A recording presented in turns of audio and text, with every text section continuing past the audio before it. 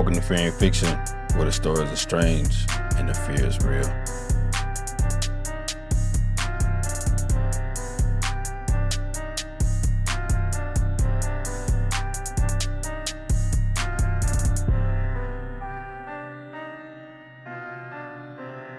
What's going on, Fear and Fiction family? We are back at it. Today we're going to dive into some hood horror stories. Do me a favor. Get in those comments and tell me which story was your favorite. Now let's get into it. 2 weeks. That is how long I lasted before I said the wrong thing on my own block. We moved to Strawberry Mansion the summer I turned 16. Up in North Philly, right against the park. And I mean the real park, Fairmount, one of the biggest city parks in the country. And there is an actual mansion in it that the neighborhood is named after. My grandmother used to say the name was the last pretty thing anybody left us. The houses up there are gorgeous if you know what you are looking at. Real row houses from the 1800s, when the area was wealthy. Ours had colored glass over the door. Still does. I want to explain what those 2 weeks were actually like first, because the incident is not really the story. The 2 weeks are the story. I did not know one person, not one. My mother took a job that had her gone before I got up and back after dark, and I had a house key and a television and about 9 hours a day of nothing. So I walked. That is what I did. Every day for 2 weeks, I walked that neighborhood in circles because I did not have anywhere to be. And sitting in a house by yourself at 16 makes you feel like something is wrong with you. And I was friendly about it. That is the part that matters. I spoke to everybody. I had been raised to speak to grown people, so I was out there saying good afternoon to men on stoops like I was running for something. What I did not understand is that a new 16-year-old walking the same 4 blocks over and over every day at no particular time, speaking to everybody, looks like exactly one thing from the outside. It looks like somebody counting. Nobody explained that to me. Why would they? Everybody who lived there already knew it. Second week, walking back from the store, 3 dudes, maybe 2 years older than me, come up. Not aggressive. That is the part nobody tells you. Almost friendly. One of them asked me where I'm from. Now understand how I was raised. Somebody asks you something, you look at them and you answer. So I told him. Named the town we came from, out past the county line. Like he had asked me a question about geography. All 3 of them got quiet. He asked me again, slower, same words in the same order, and I said the same thing back because I thought he had not heard me.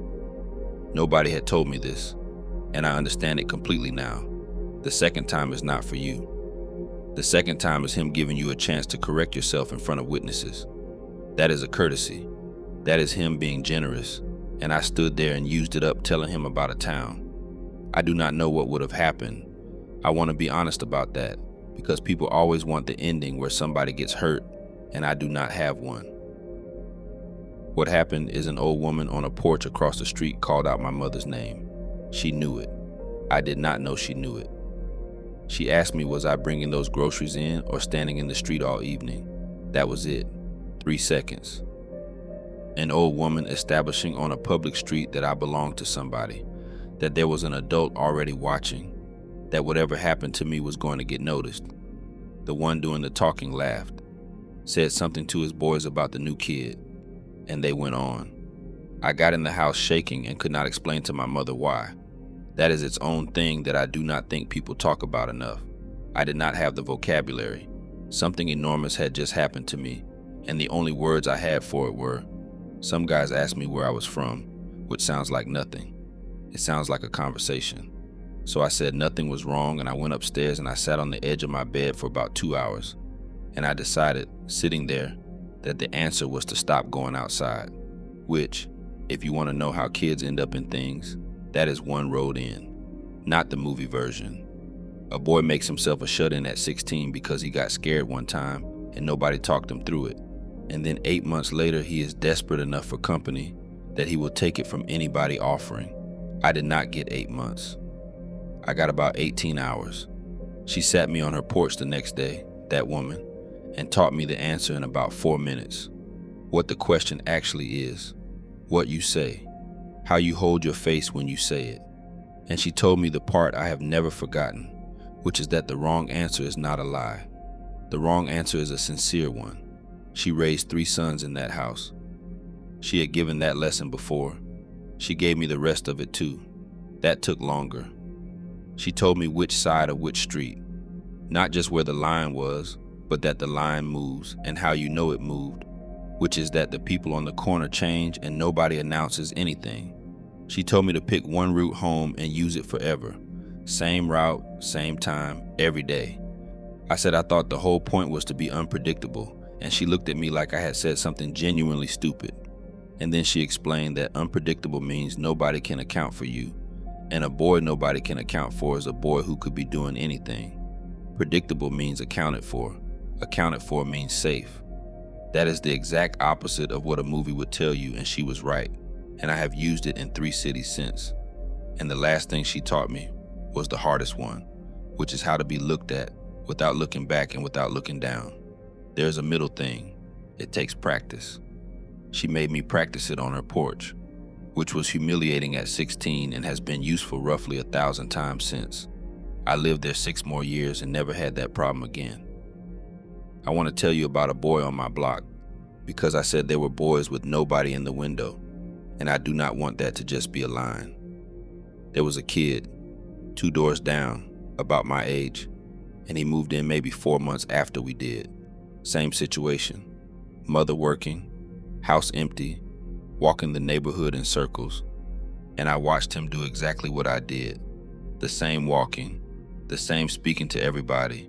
I watched it happen from my own front window, and I recognized every part of it, and I did not go outside and tell him.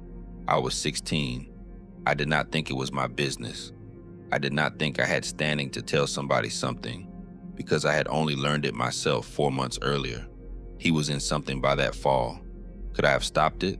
No idea. He might have gone that way regardless. Plenty do.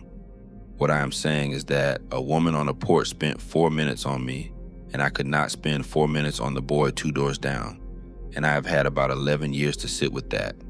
But I think about the fact that the whole difference between me and some other life was a woman who happened to be at her window at the right minute. That is not a system. That is luck, and there were boys on my block with nobody in the window. There is a corner in the Central District that nobody stands on. I have watched 3 different sets come and go in 20 years, and not one of them ever put anybody on that corner. Seattle had a black neighborhood. People are always surprised by that. The Central District was it. Jimi Hendrix came up out of there. That is where his people were. Jazz clubs on Jackson Street. Whole community. Churches. Businesses. The works. And it got squeezed. Redlining first, then the money came, and the black population of that district has fallen off a cliff over the last few decades. Places that were ours are condos now, with a plaque out front if you are lucky. I should say more about what got taken, because people hear Seattle and they picture something that has nothing to do with what I am describing. There were restrictive covenants on property up here, written into deeds. Language that said outright who could and could not own a house on a given street, and that pushed black families into a specific set of blocks and kept them there. That is not folklore. Those documents exist. People have gone and photographed them, so you get a district. Not because anybody chose it, because everywhere else was closed. And then what happens when the closed doors finally open a little is that the money notices your district, because it is close to downtown and it has good bones. And somebody's grandparents already did the hard work of making it a place worth living. My grandmother sold for what she thought was a lot of money. It was not a lot of money. It was a lot of money in 1991. That house is worth what a small apartment building was worth back then. There is a family in it now. I hold nothing against them, and I still cannot drive down that street. So the corner, I got put on a spot in that area when I was 19. Somebody older walked me around, showed me the boundaries. This is ours, this is not. Do not go past here after dark. And when we got to that corner, he just walked me around it. Wide. Stepped out into the street to go around. I asked him why. He said it is spoken for. I said by who? He did not answer. He changed the subject in a way that was not smooth at all. And this was a man who was smooth about everything. And understand, I did ask around, not respectfully either, at 19. I put it to 3 or 4 different older heads, and every single one of them did the same thing, which was hand me a non-answer and then change the subject. That is a pattern worth knowing in general. When everybody in a place tells you the same nothing, that is not ignorance. That is agreement. Took me 2 years to get the actual answer, and I did not get it from anybody in the street. I got it from a woman at the Historical Society when I finally went looking, because by then I had my own reasons for wanting to know. There was a church on that corner, small one. It got taken in the 60s for a road project that then got redesigned. So the church came down and the road never came. They moved the congregation. They did not move everything. There were people under that building, not a cemetery, nothing formal. A few graves from way back, before it was even a church, from when the ground out there was a different kind of ground, and the records on that are thin because records on that were always thin. The lot got scraped after that, and nothing ever went up on it. Empty corner ever since. The woman at the Historical Society was the one who found the burials for me, and she found them in the strangest way, which is that they were not in any burial record. They were in a complaint.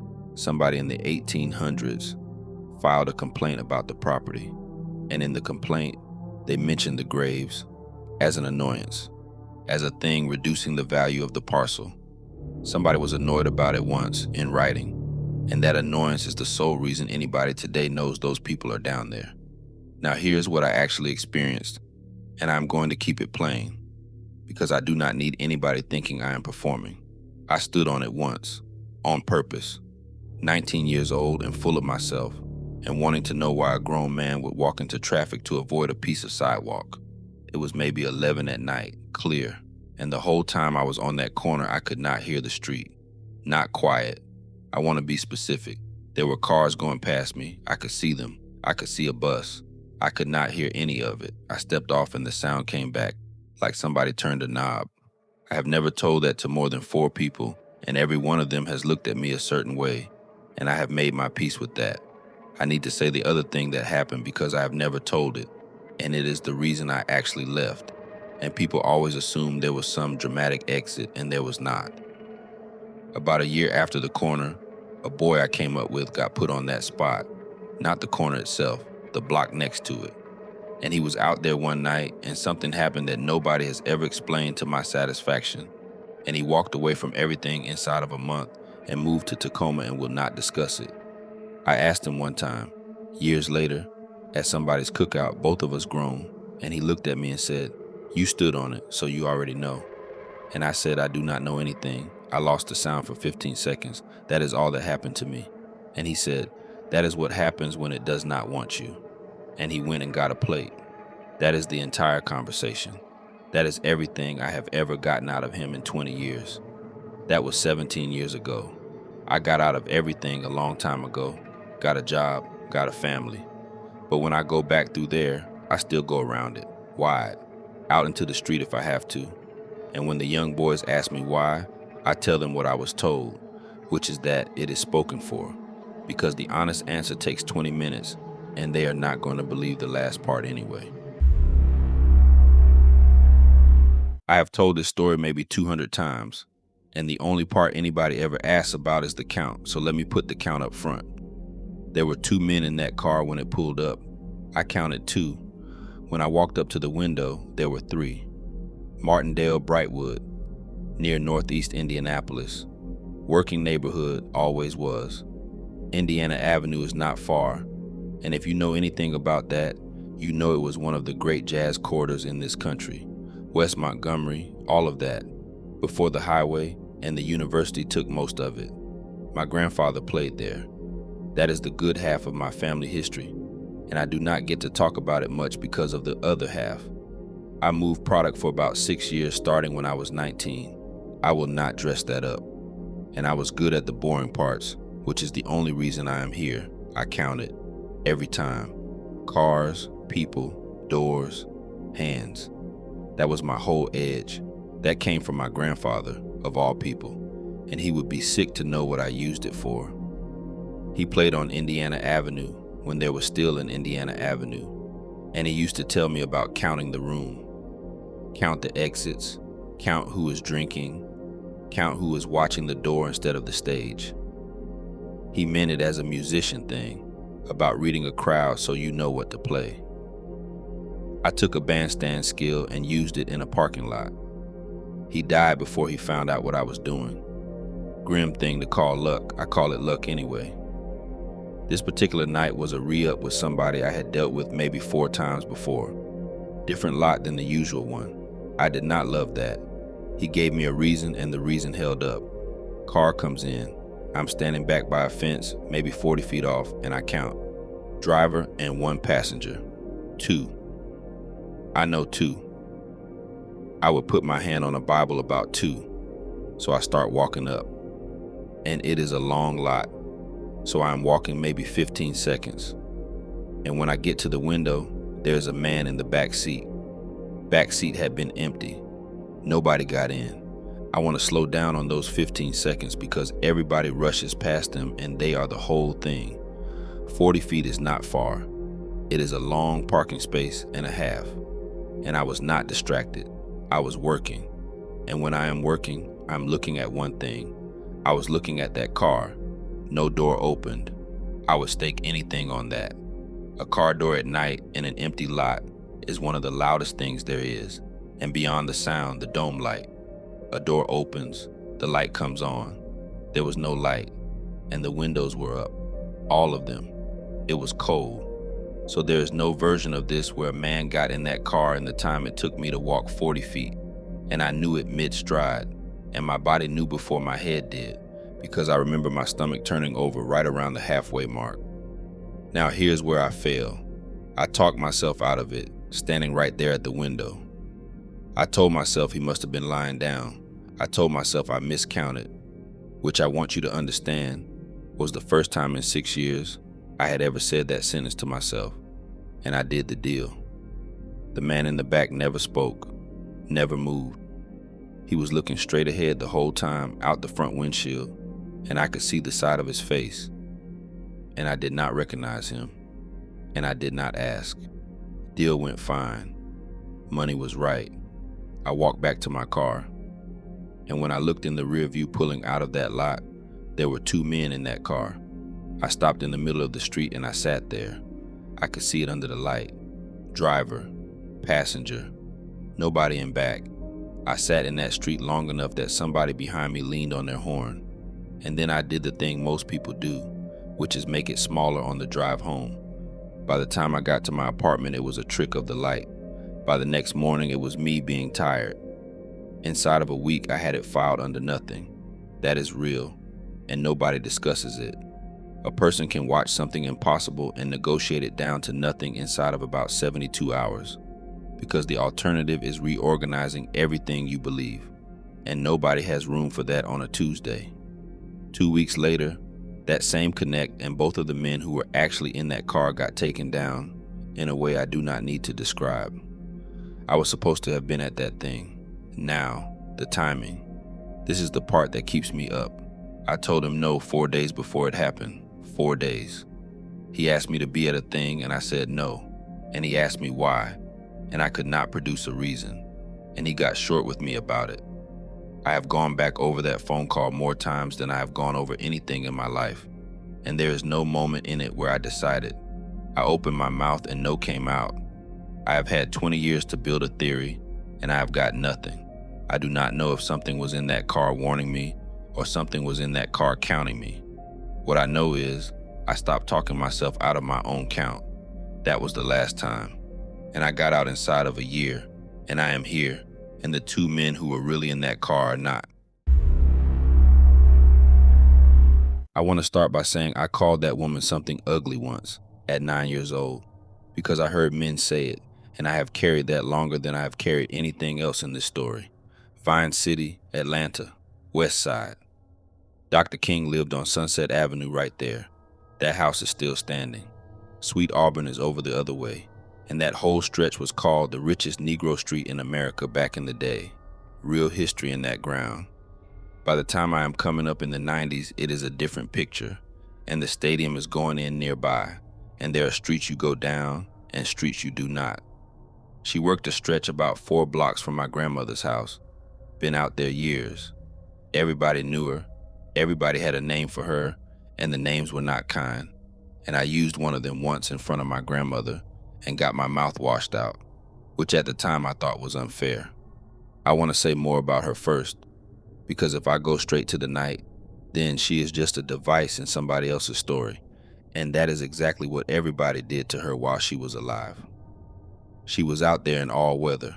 I want people to sit with that.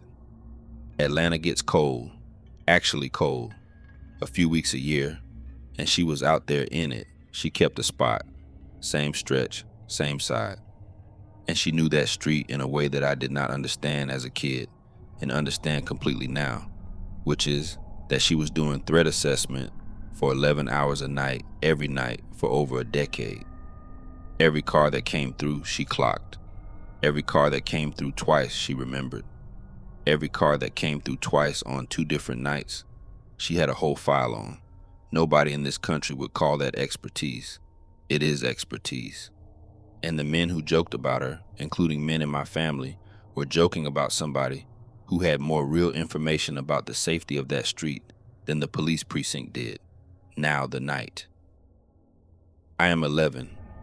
I have gone to a cousin's after school without telling anybody, which was already a whipping waiting for me, and I lose track of time. And now it is properly dark, and I am coming home on a street I never take, and I come up on her stretch. She saw me before I saw her. She said my grandmother's name, not mine, hers, and asked me what I was doing on that street. I told her I was going home, and she said, "Not that way, you are not." There was a car. It had come around twice already while I was walking, and it had not landed on me at all because I was 11 and thinking about the whipping waiting at home. She had registered it. She had been standing on that street for 11 years, and she registered everything. That was the entire job. That was how she stayed alive out there. She walked me home. 4 blocks, the long way, up past the church and around, and she did not hold my hand or make it a thing. She walked slightly behind me and slightly to the street side the whole way, and I did not understand that positioning until I was a grown man. And she talked to me the whole way, not about anything, about the church we were passing, about somebody's dog, about how she had gone to school with my uncle, which I did not know, and which reframed her entirely in about 4 seconds. I understand now that the talking was tactical. A woman walking a child in silence at night looks like one thing. A woman having a normal, loud conversation with a child looks like something else entirely, and she wanted us to look like the second thing to whoever was in that car. 4 blocks of her performing normal at me. She walked me to the door, not to the yard, to the door, and she waited on the step until my grandmother opened it, and my grandmother, who had washed my mouth out over that woman's name 2 years earlier, said thank you, and said her real name, her actual first name, which I had never heard anybody say out loud. Here's what I found out years later from my grandmother when I was old enough to ask. That was not the first time. She had walked kids home before, more than a few. There was an informal thing where if a child came through after dark and it did not look right, she handled it, and a certain number of grandmothers in that neighborhood knew it and were quietly grateful. And none of them ever said so publicly. Publicly, she was what the men called her. My grandmother said something to me that I did not know how to hold at the time. She said, "That woman has kept more children safe on that street than the church has, and she will never once be thanked for it in a room with the lights on." That is the whole story. Nobody got hurt. Nothing supernatural happened to me on that street. The horror is what I'm about to tell you. That car came back through that neighborhood for about another year and a half, and 2 girls got taken off that side of town in that stretch. And neither one of those cases went anywhere that I ever heard about. And I have spent my adult life fairly sure that the reason I'm not a third one is a woman that every grown man on my block had a joke about. I looked for those 2 girls for a long time as an adult, went through what I could find. Their names stay out of this. Their families did not sign up for a video, and I have nothing to offer beyond the fact that I looked. What I will say is that when I went looking, The coverage was thin, very thin, and the thinness of it is its own piece of the story. She passed in 2009. I went. There were maybe 11 people there. I said her name out loud when it was my turn, her real one, the one my grandmother used on that step. And I have never in my life since then repeated something ugly about somebody just because I heard a grown man say it first. I hid in a graveyard for 6 hours one night and did not know it was a graveyard until I was already in it. I will not say which county. My people are still there, and one of them still keeps that ground. And that is the only reason it is not lost like the rest of them. Most people have no idea about this. I sure did not, at 23 years old. There are thousands of black burial grounds in this country that are gone, not moved, gone, overgrown, dumped on, built over, flooded out. Congress finally passed an act in 2022 to try and locate and preserve them, and that is how far behind this thing is, that it took an act of Congress to start looking. Most of them were never on a deed, never on a plat map, never on a historical survey, because the people buried there did not own the land they were buried in. And when the family moved north or died out, there was nobody to pay anybody to cut the grass. And here's the part that I think about at night. Landowners would sometimes pull the markers out on purpose, because a piece of land without headstones on it is worth more than a piece of land with headstones on it. So you get fields, just fields, and they are not fields. Now me, I was 23 and I was into something I should not have been into, and one night it went bad enough that I needed to be unfindable for a stretch. I went out of the city, I went way out, and I went into a tree line off a road, because a tree line is a tree line. It was maybe 2 a.m, no moon to speak of, and I got maybe 40 yards in and sat down against something and put my back to it. What I sat against was not a tree. I did not know that yet. It was flat on one side, and I remember thinking it was a nice piece of rock. And then I started noticing things the way you notice things when you have been sitting still in the dark for 2 hours, and your eyes have gotten all the way used to it. There was glass everywhere, not broken bottle glass, not trash. Pieces, set down, in patterns. There were shells. I was 100 and some miles from any ocean, and there were seashells sitting on the ground in little groups, weathered and half sunk. And there were plants growing in rows that do not grow in rows. Yucca, all through that tree line. Yucca does not just show up in the woods in that part of the country. Somebody planted those. Somebody carried them out there and put them in the ground on purpose, one at a time, at intervals. I have since learned all of this is documented. Glass and shells left on graves is a practice that came over from West Africa, and it held on for generations in the American South. Planted yucca, planted cedar, anything non-native coming up where nothing planned it. That is a primary way researchers locate these places today. None of that was in my head out there. I just knew I was sitting in the middle of something arranged. I got up, and when I got up, the whole shape of it came up at me at once, the way a face jumps out of a picture that was only shapes a second earlier. They were all around me, stones. Most of them sunk down to almost nothing, some of them just corners coming up out of the dirt, and I had been sitting with my back against one of them for 2 hours. Now I'm going to tell you what happened next, and then I'm going to tell you what I think about it, and I want those separate.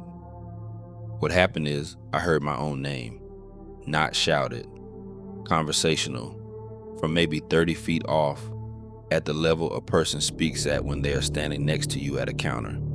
And I did the one thing I have ever done right in my whole life at that age, which is I said, "I am sorry," out loud, to a dark tree line. And then I walked out the way I came, and I did not run. Here's what I think, 56 years old. I do not think anything wanted to hurt me. I have thought about it for 30 years, and I do not think that. I think I was a young black man hiding in the dark from something dangerous, sitting on top of a whole lot of people who had done the exact same thing at some point. And somebody down there recognized the situation and said my name to get my attention. So I would look around and see where I was. Because you do not lay in a bed you did not know was a bed. And here's the thing I did not know for another 20 years, which is that ground is not anonymous. It has a name. Families know exactly who is out there. The reason it went to pieces is not that anybody forgot.